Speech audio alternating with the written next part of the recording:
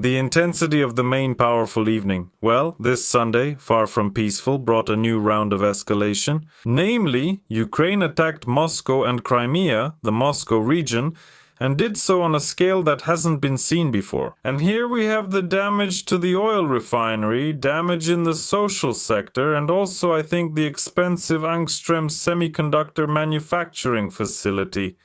In short, all of this looks extremely bad for ordinary people right now, but for politicians it's probably fine because they can keep the war going. As for the attacks, I'll show you a video right away so you can see the scale. Here we have something like this. Let me make this video better for you, like this. This is from a distance. Imagine seeing it up close. I'll show you soon. It's unbelievable. This is a drone that flew in without any obstacles, either because there's no air defense or it's working but working poorly, or maybe there were just too many drones. Actually, there were several hundred drones, by the way. This was reported more than once, so probably there just wasn't enough air defense for all of them.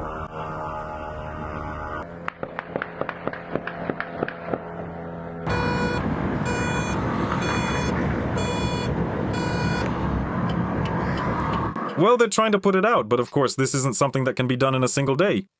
We're being told the following. Ukraine carried out the largest attack on the Moscow region since the beginning of the war. On the night of May 17th, and by the way, not just on May 17th, at the time of recording this video, another 300 drones were sent to Moscow, and there is new destruction there. We're going to sort all this out now. These very drones carried out the largest strike on the Moscow region. The drones hit Moscow's oil refineries and the Solnekhnogorsk oil depot, Sheremetyevo airport, and several microelectronics enterprises. There are a lot of different videos here as well. I'll show you more than one or two.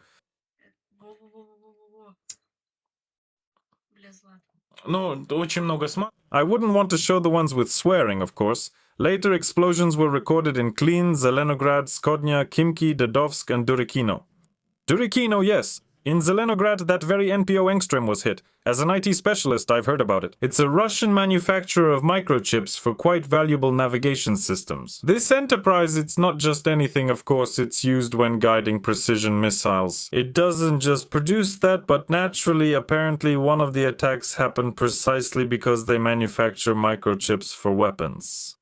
The company is under sanctions, but now it's what they call a long-range sanction from Zelensky. The jokes are just brutal. There was also a strike on the oil pumping station. Then a huge fire broke out at this oil refinery and at the oil pumping station. Ukrainian forces, we're told, used drones. FP-1 Lyuty, the drone Baz missile. Where is the notorious Flamingo? It's absolutely impossible to tell. Apparently they're still being produced. These pink flamingos, the children of the sunset, they're being made. Something is being produced. They're being produced, but they just don't fly and don't fly. So usually there are drones. Usually there are some missiles, but these ones aren't there. Then, at the same time as the airstrike, agents from some movement reported disruptions at several communication towers. Electronic warfare modules were located there, and some of the equipment was lost. But in total, the Russian Ministry of Defense reported the destruction of 556 drones. At this point, even more have been hit. Some managed to get through. And the drones, as we are told, targeted Moscow's oil refineries. This is truly one of the most well-protected facilities in the region. So, if even it was hit, it means many other things can be hit as well. The problem is that ordinary residents who were under the drones, residents of Khimki, Mytishchi, Zelenograd and Lobnya, complained about the lack of sirens and SMS alerts. So, a person is sitting on the balcony, smoking or just looking into the distance, peacefully thinking about their life, whether it's worthy or not, it doesn't matter. And then suddenly a drone flies by and you don't know if it's coming to your balcony, to your neighbors, or to the oil refinery. So for ordinary people, of course, it's just horrific. And the war, as I mentioned before, is expanding, scaling up, and more regions are getting drawn in. While politicians talk about resilience, not just Ukrainian, but Russian and others, the military keeps doing their job, and all of this, the scale of destruction, just keeps growing. That is, now almost everyone feels the war and no one is protected. And in Europe, by the way, drones, Ukrainian ones in fact, have started flying into the territory of the Baltic states, which the people there are extremely unhappy about. They even summoned Ukrainian officials to question them, asking, "Have you lost your sense of boundaries?" But really, if a drone loaded with explosives lands in a European country and even explodes, so far, I think they've only landed, there haven't been any explosions yet, correct me in the comments if I'm wrong, then nothing good will come of it, of course. By the way, let me pause for a moment. If you're really tired of politics, all this stuff about weapons, explosions, and the war that's escalating, I have a channel that doesn't cover any of that. It's a science channel called Americans on the Moon, and it talks about everything except war. It's about science, fighting against obscurantism. Right now, for example, there's a new video out, the second episode about UFOs on the moon, not about goblins or Anunnaki, but about unidentified flying objects. Thousands of photos have been declassified there, which I'm discussing. We fight against obscurantism, we show all sorts of contactees who, of course, know who and how the Egyptian pyramids were built. But besides that, there's a lot more interesting stuff, for example, again, about NASA, about the new manned landing on the moon and the one that's being planned, about radiation in space. In general, I recommend subscribing to this channel. There will be a link above, right here, there will be a link to it. And you can subscribe to it. Don't miss those videos I mentioned. Well, let's continue. Unfortunately, we're still talking about the war. Look, here they say that a fire broke out. Then they say that Ukrainian drones last night broke through 3 out of 4 layers of Moscow's air defense. According to experts, the Moscow region is the most protected airspace in Russia. Only Putin's residence in Valdai is better protected. And they also deployed additional air defense systems there. But nevertheless, that damage was still inflicted. And then they show some new information as well. Well, those same factories, the Moscow oil refinery, there are just not a million but a lot of damage here. Here, for example, is another video. Various things are burning here. This is the oil refinery, and if oil is burning, you can put it out. But again, it's not a matter of 1 or 2 days. Here's another one too.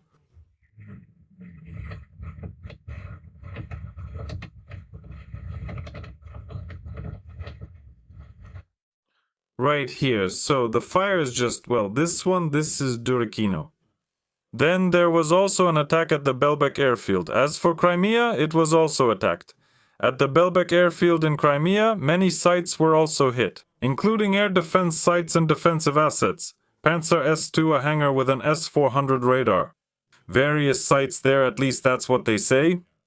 And the SBU says that this is critically important for Ukraine operations. Plus, they say here that during the night of May 16 to 17, a total of 186 successful strikes were carried out, and against 46 targets in the enemy's rear overall, Crimea, Donetsk, Zaporizhia, Luhansk regions, and Dagestan. As for the official reaction of the Russian Federation, the Ministry of Foreign Affairs called the massive drone attack on Moscow and the Moscow region a terrorist act. Zakharova stated that Ukraine has chosen an exclusively peaceful union. As the target of the Moscow region attack, she claims they are purely residential buildings. However, we saw oil refineries and civilian facilities there too. A facility again that pumps oil? You can hardly call it civilian. It's an element of military infrastructure. Yes, and civilian too, but also military. Zakharova stated that Ukraine committed a mass terrorist attack. The targets were exclusively civilian, but she only talks about people. Apartment buildings, private houses. Well, I read out that there were factories there. In general, after each attack, both sides claim that only civilians are suffering, and that's really true. Civilians are suffering. After the bombings of various targets begin, somewhere the air defense didn't work. Somewhere it worked, but not properly. Somewhere some kind of protection was turned off. Somewhere they just missed it. But in the end, it turns out that drones also fall on civilian targets, and some drone operators are just firing away. On both sides. Almost as if they're deliberately targeting civilian objects. It's obvious. Sergei Sobyanin reported that more than 120 drones were intercepted as they approached the capital. Their debris fell on the territory of the Moscow oil refinery and Sheremetyevo airport. More than 200 flights have been cancelled there, I read today. Even planes have been relocated to other airfields and airports. Then restrictions were introduced at all the airports of the Moscow aviation hub. 51 planes were sent to alternate airfields. In short, it caused a lot of commotion. As for Ukraine's reaction, that was, let me remind you, Russia's reaction. Now here's Ukraine's reaction. Zelensky said this is a long-range sanction, but that's a joke. They've gone over 300, and he reported that the distance from Ukraine's state border was more than 500 kilometers. I read here that experts are talking, including Russian ones, and they're saying, let me see where it is. Here that most likely a new tactic was used, or rather an updated one. This is when a drone flies on its own, just glides for a while, then turns on the engine, then glides again. It's slower this way, but it can fly farther. This is called intermittent flight, and as they tell us here, it's used when the drone is flying with the engine running. It glides, then the engine runs again, then it glides. Ukrainians are known for coming up with ideas, especially to increase range. Necessity drives invention. So usually a drone, even a long-range one, can increase its range if you use this kind of strategy. Then what else did Zelensky say? Our completely justified responses to Russia dragging out the war and striking our cities and communities. This time, Ukrainian long-range sanctions have somehow reached the Moscow region. And we are clearly telling the Russians the state must end its war, says Zelensky. Ukrainian drone and missile makers keep working. Overall, he thanks everyone here. Russian air defense remains focused. Well, everything we've already said, Zelensky just repeated, so what else can we say here? Bombing by either side will not bring peace. If this is about intimidation, then it has only made them angrier. Both sides are escalating massively. Russia is bombing Ukraine. Just remember how they were pounding the infrastructure. Ukraine is bombing Russia, doing pretty much the same thing. Only now it's not targeting the energy infrastructure, but hitting the oil facilities. That's also part of the energy infrastructure, but not the towers, transformers, and so on. And when will this end? Not anytime soon. Just the other day I even wrote in my Telegram channel today that some boycott has returned to yet another very important conference. And it says that in London, at a closed conference, this woman right here. It was decided that Ukraine should not enter into any peace negotiations and should continue the war until the end of 2026. Again in London, at some conference, someone, it's not clear who, made a decision that Ukraine, which is not in London, London is not the capital of Ukraine, London is the capital of Great Britain. By the way, good Imling, ha ha ha. So that's what amazes me the most. Somewhere, someone is making decisions that have nothing to do with England itself but are related to Ukraine. And this very Kalinyuk stated that, according to British estimates, Russia loses up to 150 soldiers for every square kilometer of Ukrainian territory captured. That's why it's important to keep fighting so that the Russians run out. But it's interesting, don't Ukrainians run out too, according to Kalinyuk? There are no costs, as they say, no resources are being used up. So, military officers, regular soldiers and officers of Ukraine, apparently you could make nails out of these people, right? And they don't suffer at all. So they can fight for a year, 2, 3, 4, 5, while Russia, as they say, grinds down its military forces against Ukraine. And who benefits from this? That very same Great Britain. In plain terms, even Kalinyuk says that this wasn't done in Ukraine's interests. In other words, it was done in the interests of Great Britain. Nevertheless, we're fighting, hooray, for the armed forces of Ukraine, for Zelensky. She says that once again it was decided in London that strikes on oil refining facilities deep inside Russia need to be increased. And in this regard, she stated that the worst part is that Ukrainians should prepare for a very brutal winter of 2026 to 2027 without heat or electricity. But the main thing about this restraint is to strike at Russia. Is this, the main goal of Ukrainians, I mean ordinary citizens, to strike? No. The main goal of Ukrainian citizens, ordinary people, is to live well, to live their one and only life. But people, unlike cats, don't have 9 lives or 7 or 3, not even 2, they have only 1. And when some of these little deputies, some Kalinyuk, whom I'm hearing about for the first time, who is this, why is this, even claim that they are making decisions that the main goal of Ukraine is to continue bombing Russia. And you residents, get ready, as Klitschko said, get ready for winter.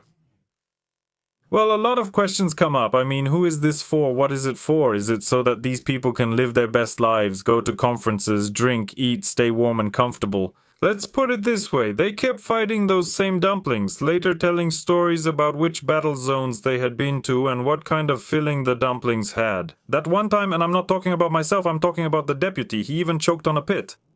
How come they instantly gave him veteran status and 3 medals? And then, when an ordinary citizen asked, "Who is this Kalinyuk? And who even sent you there, lady? And what kind of nonsense are you telling us here anyway?" This very Kalinyuk said that she is trusted. Whose trust? Why her? Well, in short, there are so many questions here that even our Ministry of Rhetorical Questions of Ukraine, while being busy with other questions we've already asked it, can't answer. This is just crazy. So, it turns out there's a continuous escalation. At this point, we're really not far from a nuclear strike. And some people like Kalinyuk, Omelians, and who else, Zaluzhna, they're telling us that we need to fight above our dignity. Ukrainians are supposed to die for their homeland or just die to make room, again, for those same people from abroad who come and start working instead of Ukrainians. Well, it's just complete nonsense, and of course there are other figures as well. For example, the same Tuka who once danced the Tuka dance here is now saying that fierce resistance is mobilizing every process in Ukraine. So, an old man who could very well sign up to fight under contract to show all his strategic and tactical power and talent is telling a young Lenin in glasses with a haircut like the Koti Goroshko style that everyone should fight and that those who don't want to go to war should be punished. Because the highest goal is to serve those forces that want Ukraine to be, what's the word, that substance, that file against which Russia is being worn down. It's impossible to see any benefit for Ukraine, yet we keep discussing it. The only clear advantage is staying home and talking about everything.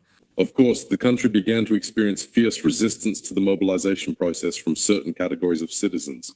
Remember, it all began with the swimmers across the Tisa. They were the first.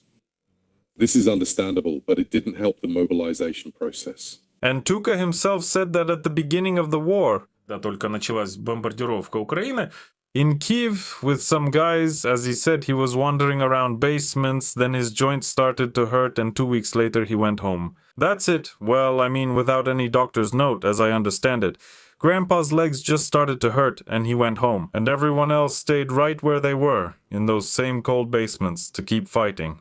And these are people who don't want to stay in the same conditions that he himself ran away from, excuse my language. He calls them draft dodgers and always glares at them sullenly with that attitude of his. In the modern world, no country has managed, is managing, or will manage to destroy the mechanism of industrial mobilization. Industrial mobilization. Well, Grandpa's really doing just fine. Let's be happy for him, yeah. But who else do we have here? Here's this other figure as well.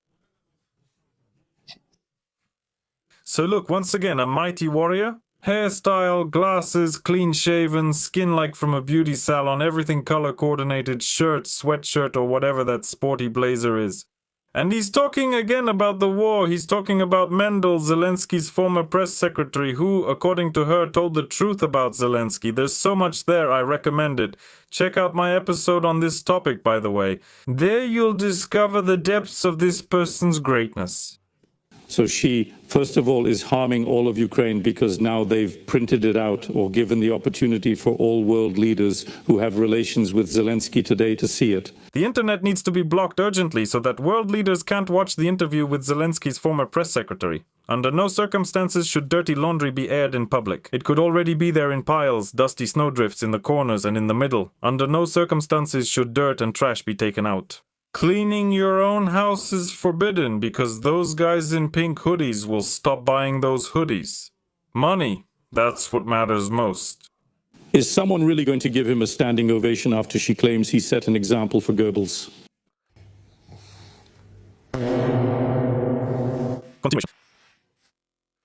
That's just how it is. The escalation continues. According to that woman, until 2026, the fighters, call them Cossacks or whatever you want, there will be no peace.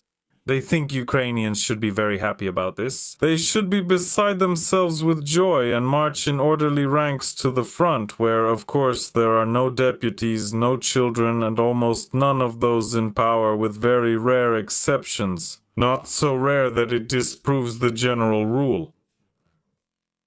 Goodbye, everyone. Ukraine cannot make peace with Russia until all territories are returned.